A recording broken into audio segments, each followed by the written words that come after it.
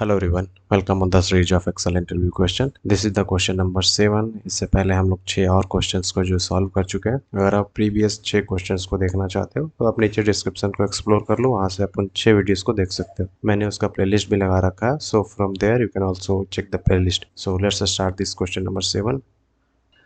तो सबसे पहले एक्सेल ओपन कर ले रहे हैं। This is my Excel and this is the workbook and here I have the question number 6, I mean 7। तो अब यहाँ पर आप करो क्या कि पहले आप जो वीडियो को पॉज करो और आप जो है जो भी इसका आंसर है इस क्वेश्चन का आप पहले खुद से सॉल्व करने का कोशिश करो, और जो भी आप प्रोसेस जो भी आप स्टेप्स लेते हो उसे आप नीचे कमेंट में बताओ, या फिर क्या आपने यूज किया, कौन सा फॉर्मूला आपने यूज किया टू सॉल्व दिस क्वेश्चन। आप इसको जो है नीचे कमेंट सेक्शन में बताओ। अगर आप इस एक्सेल फाइल को चाहते हो तो आप नीचे डिस्क्रिप्शन से जो है इस फाइल को एक्सेस कर सकते हो। बस आपको टेलीग्राम में जाना, ठीक है, वहाँ से आप इस फाइल को एक्सेस कर सकते हो और सॉल्व कर सकते हो। अब देखो इसमें क्वेश्चन पहले बोल क्या रहा है। क्वेश्चन जो है क्वेश्चन बोल रहा है categorize cars based on mileage, ठीक है, माइलेज के बेसिस पर उसको कैटेगराइज करना है। तो सिंपली क्वेश्चन का क्रक्स ये है कि इसको जो है कैटेगराइज करना है बेस्ड ऑन माइलेज, ठीक है। अब आपको पता होना चाहिए कि किस तरह के क्वेश्चन को सॉल्व करने के किस तरह का टूल चाहिए, ठीक है। अब जैसे कि यहाँ पर इसको कैटेगराइज करने के लिए बोला जा रहा है, तो कैटेगराइज करने के लिए कौन सा फॉर्मूला जो है एक्सेल में काम करता है, ठीक है। अगर आपने थॉरोली एक्सेल को सीखा होगा तो आपको पता होगा, ठीक है, अभी तक पॉपअप हो जाना चाहिए आपके हेड में कौन सा फॉर्मूला जो इसको कैटेगराइज कर सकता है। तो अब मैं बता दूं कि इसको दो तरीके से इसको मतलब कि कैटेगराइज किया जा सकता है, इफ, ठीक है, दूसरा इफ्स। इफ जो है उसको आपको 2 बार यूज करना पड़ेगा, आई मीन आपको नेस्टेड इफ यूज करना पड़ेगा, या तो आप सिंपली इफ्स यूज कर लो। हम लोग दोनों तरीके से सॉल्व करना सीखेंगे। यहाँ पर पहले हम लोग यहाँ पर जो सिंपली इफ से यूज करते हैं, ठीक है, इक्वल टू IFS, क्योंकि कैटेगराइज जो है सिर्फ और सिर्फ इप्स करता है। सो आई एम यूजिंग इप्स। पहला लॉजिकल टेस्ट बोला जा रहा है कि लॉजिकल टेस्ट 1 को जो है आप पहले परफॉर्म करो। तो उसके लिए हम लोग करेंगे क्या कि पहले ले लेते हैं यहाँ से माइलेज है,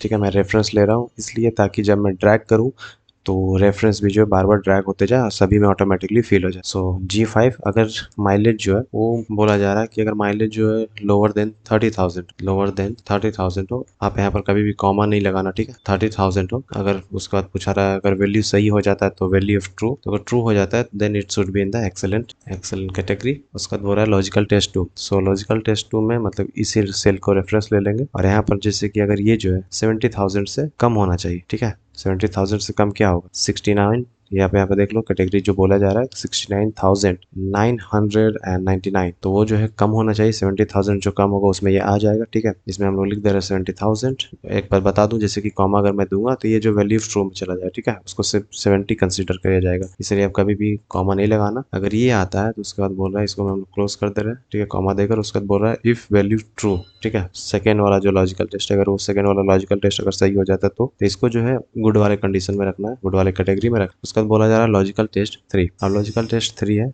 जो कि है अगर माइलेज जो है 70,000 के बराबर हो या फिर उससे ज़्यादा हो तो फिर वो एवरेज वाली कैटेगरी में आएगा। तो उसके लिए करेंगे क्या, तो सिंपली फिर से हम लोग रेफरेंस ले लेंगे। उसके बाद अगर ये ग्रेटर देन इक्वल टू, ठीक है, 70,000। अब यहाँ पर इक्वल टू मैंने इसलिए लगाया क्योंकि अगर मैं ग्रेटर देन 70,000 लगाऊंगा तो आप देख लेना 70,000 जो है, अगर मान के चलो किसी कार का किसी मॉडल का जो माइलेज वो सिर्फ और सिर्फ 70,000 है तो वो जो है कभी आएगा ही नहीं, ठीक है, क्योंकि वो छूट जा रहा है, ठीक है। आप इसको खुद से भी अभी मतलब कि सोच कर देख सकते हो कि 70,000 जो कहीं पर कवर ही नहीं किया जा रहा है, इसीलिए इक्वल टू लगाना बहुत जरूरी है।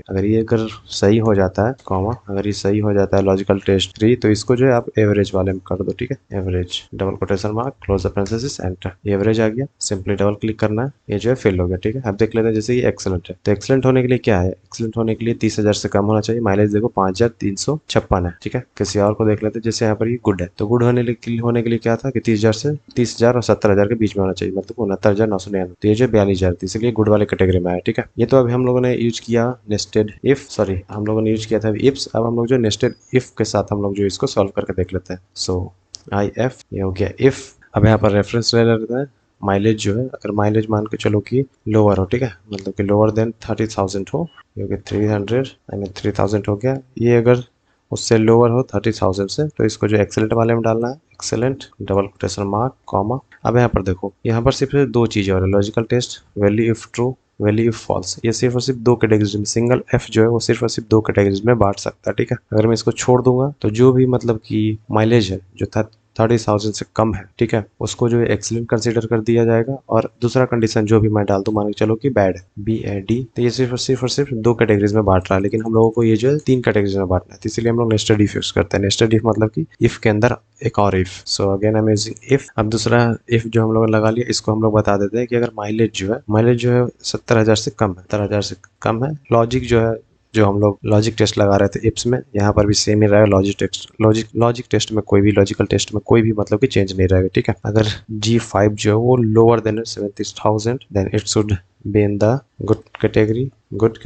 And if G5 is, sorry यहाँ पर ये हो गया गुड। अब यहाँ पर जो है कुछ नहीं लगाना है, ठीक है। अब आपको फिर से रेफरेंस वगैरह नहीं देना है, गुड। उसके बाद आपको लिख देना है एवरेज, AVERAG। अगर वैल्यू अगर फॉल्स आता है तो एवरेज डबल पैरेंथेसिस, ये जो है इस इफ के लिए स्टैंड कर रहा है, ये वाला parenthesis. Again I am closing the parenthesis, ये जो पूरे को क्लोज कर दिया, ठीक है। आई होप कि आप इसको समझ पा रहे हो कि किस तरह से हो रहा है। जैसे G5 जो अगर 30,000 से कम है तो उसको एक्सेलेंट में, उसका सेकंड जो हम लोगों ने इफ लगाया उसमें बोला जा रहा है कि G5 जो है अगर रोज 70,000 से कम हो, तो 70,000 से कम क्या होगा, 69,999, ठीक है। तो 30,000 से 70,000 के बीच को ये कवर कर रहा है। और इसके बाद जो है 70,000 से लेके, ठीक है, 70,000 से लेके जो भी आगे के वैल्यूज है, अगर वो आता है, ठीक है, तो एवरेज में चला जाएगा, क्योंकि वो तो फॉल्स कैटेगरी में फॉल करेगा, इसीलिए। सो एंटर करके देखते हैं, एंटर, इसको डबल क्लिक, ये जो एक्सेलेंट आया, ठीक है। लास्ट टाइम जिस तरह से हम लोगों ने इफ्स में किया था सेम आंसर आया। यहाँ पर गुड है, ठीक है, 42,000 आया। तो ये सब कुछ जो है ये अच्छे से काम कर रहा है। सो आई होप कि आपको समझ में आ गया हो कि किस तरह से हम लोग इस क्वेश्चन को सॉल्व करेंगे और किस तरह से इसको कैटेगराइज करेंगे, ठीक है। अगर कोई डाउट हो, अगर किसी और टाइप का क्वेश्चन आप चाहते हो, please ask in the comment section. Thank you so much for your time guys, have a good day.